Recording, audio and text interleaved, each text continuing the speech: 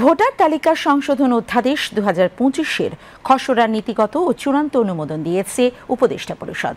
এর ফলে নির্বাচনের তফসিল ঘোষণার আগ পর্যন্ত যাদের বয়স 18 বছর পূর্ণ হবে তারা ভোটার তালিকায় অন্তর্ভুক্ত হতে পারবেন।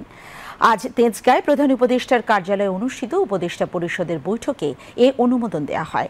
প্রধান উপদেষ্টা প্রফেসর মোহাম্মদ ইউনূস বৈঠকে সভাপতিত্ব করেন।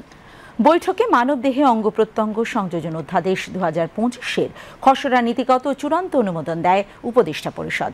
এছাড়া বাংলাদেশ বিনিয়োগ উন্নয়ন কর্তৃপক্ষ সংশোধন অধ্যাদেশ 2025-এর খসড়া লেজিসলেটিভ ও সংসদ বিষয়ক বিভাগের ভেটিং সাপেক্ষে নীতিগত ও চূড়ান্ত অনুমোদন দেয় উপদেষ্টা পরিষদ। উপদেষ্টা পরিষদের বৈঠকে গোপালগঞ্জের পরিস্থিতি নিয়ে বিস্তারিত আলোচনা হয়। পরে ফরেন সার্ভিস একাডেমিতে সাংবাদিকদের ব্রিফ করেন প্রধান উপদেষ্টার প্রেস সচিব শফিকুল আলম ও সিনিয়র সহকারী প্রেস সচিব ফয়েজ আহমেদ। প্রেস সচিব বলেন, মানবদেহে অঙ্গ প্রত্যঙ্গ সংযোজন অধ্যাদেশ জারি হলে কিডনি সহ বিভিন্ন অঙ্গ প্রত্যঙ্গ সংযোজন সহজ হবে। খুবই গুরুত্বপূর্ণ একটা আইন হচ্ছে মানবদেহে অঙ্গ প্রত্যঙ্গ সংযোজন অধ্যাদেশ 2025 এর খসড়া নীতিগত এবং চূড়ান্ত অনুমোদন হয়েছে।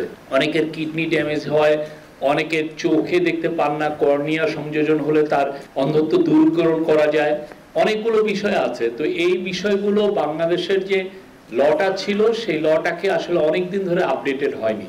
তো এটা নিয়ে বাংলাদেশের যারা অর্গান ট্রান্সপ্লান্টেশনে যারাই নিয়োজিত আছেন, যে বড় বড় হসপিটালগুলো এবং তাদের যে এক্সপার্ট, বিশেষ করে এক্সপার্টগুলো, তাদের সাথে তারা কথা বলেছেন এবং ইন্টারন্যাশনাল ল দেখেছেন যে এই সংক্রান্ত ইন্টারন্যাশনাল নর্মস বা লগুলো কি।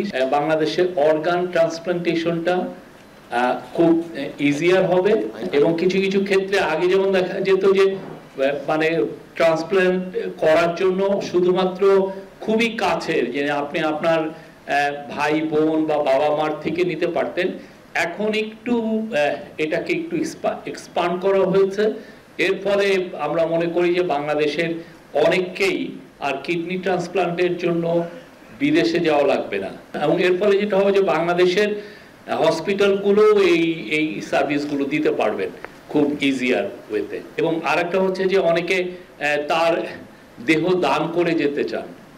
দেহ দান করলে এই কাদাভার, এটাকে এই লাশ থেকে যে অর্গানগুলো কিভাবে হারভেস্টিং করা হবে বা এটা কতটা লফুল কিভাবে করা যাবে, সেই বিষয়গুলো এই লতে আছে। আর এছাড়া গোপালগঞ্জ নিয়ে আজকে ক্যাবিনেটে বিস্তারিত আলোচনা হয় এবং ক্যাবিনেটের আলোচনার পরে আপনারা অলরেডি জেনেছেন যে একটা প্রোব কমিটি করা হয়েছে সিনিয়র সেক্রেটারি হোম মিনিস্ট্রির নেতৃত্বে, এছাড়া ল মিনিস্ট্রি এবং পাবলিক অ্যাডমিনিস্ট্রেশন মিনিস্ট্রি থেকে 2 জন অ্যাডিশনাল সেক্রেটারি থাকবেন। এরা 3 জন 14 দিন তাদেরকে দেওয়া হয়েছে ইনভেস্টিগেট করে তাদের রিপোর্টটা চিফ অ্যাডভাইজারের অফিসে সাবমিট করবেন।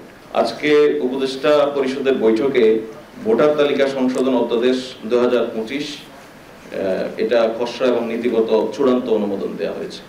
এক্সিস্টিং যে সিস্টেম, সেই সিস্টেম অনুযায়ী বাংলাদেশের নাগরিকদের যে সমস্ত ব্যক্তিরা ভোটার হওয়ার উপযোগী হন, অর্থাৎ যাদের বয়স 18 হয়, তারা শুধুমাত্র ওই বছরের ডিসেম্বরের মধ্যে যাদের বয়স 18 হয়, সেই বছরের জানুয়ারিতে এসে যে হালনাগাদটা হয় সেই হালনাগাদ তালিকায় উনি আসেন। প্রতি বছর জানুয়ারির 2 তারিখে এই খসড়া তালিকা ইলেকশন কমিশন প্রকাশ করে এবং মার্চ মাসের 2 তারিখে চূড়ান্ত তালিকা প্রকাশ করে। তাহলে দেখা যায় যেটা, যে পরবর্তী যে নির্বাচনটি অনুষ্ঠিত হয়, সেই নির্বাচন অনুষ্ঠিত হওয়ার আগে যে সমস্ত নাগরিকরা 18 বছর বয়সে পৌঁছান, অর্থাৎ ভোটার হওয়ার জন্য এলিজেবল হন, তারা ওই ভোটে ভোটাধিকার প্রয়োগ করার সুযোগ পান না, তারা এই তালিকা থেকে বাদ পড়ে যান। তাদেরকে পরবর্তী নির্বাচনের জন্য আবার অপেক্ষা করতে হয়। এই বাস্তবতায় নির্বাচন কমিশন মনে করে যে ভোটের শিডিউল ঘোষণার আগেই যেহেতু একটি চূড়ান্ত ভোটার তালিকা প্রস্তুত রাখতে হয়, সেক্ষেত্রে শিডিউল ঘোষণার আগে যৌক্তিক সময়ের মধ্যে এই যারা ভোটার হওয়ার উপযোগী হন তাদেরকে ভোটার তালিকায় নিয়ে আসা।